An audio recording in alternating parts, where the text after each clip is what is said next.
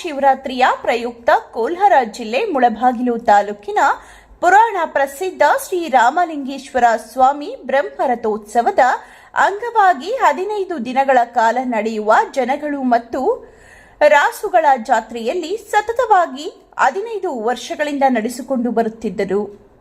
ಈ ವರ್ಷ ಆವಣಿ ಗೋಪಿರವರ ನಿರ್ದೇಶನದಲ್ಲಿ ಆಯೋಜಿಸಿದ್ದ ಶ್ರೀರಾಮಾಂಜನೇಯ ಯುದ್ಧ ಎಂಬ ಪೌರಾಣಿಕ ನಾಟಕದ ವೇದಿಕೆಯನ್ನು ಶ್ರೀರಾಮಲಿಂಗೇಶ್ವರ ಸ್ವಾಮಿ ಪ್ರೌಢಶಾಲೆಯ ನಿವೃತ್ತ ಶಿಕ್ಷಕರಿಗೆ ಸಮರ್ಪಣೆ ಮಾಡಿದ್ದರು.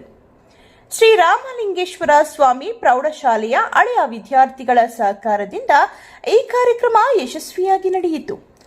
ಕಾರ್ಯಕ್ರಮ ಪ್ರಾರಂಭದಲ್ಲಿ ಎಲ್ಲ ಎಸ್ಆರ್ಎಸ್ ಪ್ರೌಢಶಾಲೆಯ ಹಳೆಯ ವಿದ್ಯಾರ್ಥಿಗಳು ತಮಗೆ ವಿದ್ಯಾಭ್ಯಾಸವನ್ನು ನೀಡಿದ್ದ ನಿವೃತ್ತ ಶಿಕ್ಷಕರಾದ ಆವಣಿ ಗ್ರಾಮದ NG Ganapathi Reddy, MV Nagarathnamma, AN Sriramaiah, Batlabhavanahalli ಗ್ರಾಮದ ಗಣಿತ ಶಿಕ್ಷಕರಾದ ಶ್ರೀ ಗಂಗಯ್ಯ, ಚಿಂತಾಮಣಿ ವಾಸಿಗಳಾದ SN Sudhakar sir, Hanumanahalli HM Govindappa, Neelturu NV Manjunath ಹಾಗೂ ಕಸಾಪ ಆವಣಿ ಹೋಬಳಿ ನಿಕಟಪೂರ್ವ ಅಧ್ಯಕ್ಷರಾದ ಚೋಳಗುಂಟೆ ಗ್ರಾಮದ ಶ್ರೀಯುತ ಶ್ರೀರಾಮಕೃಷ್ಣಾಚಾರ್ಯರವರನ್ನು ಸನ್ಮಾನಿಸಿ ವೇದಿಕೆ ಸಮರ್ಪಿಸಿದರು.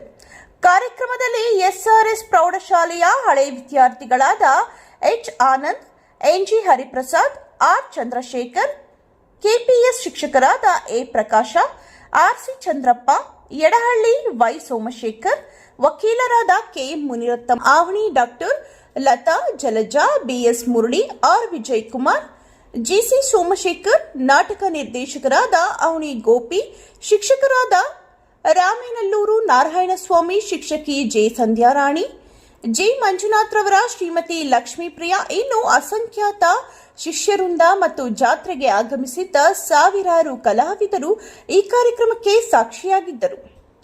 ಆವಣಿ ಗೋಪಿ, ಸೂರ್ಯಪುತ್ರ ನ್ಯೂಸ್, ಮುಳಬಾಗಿಲು.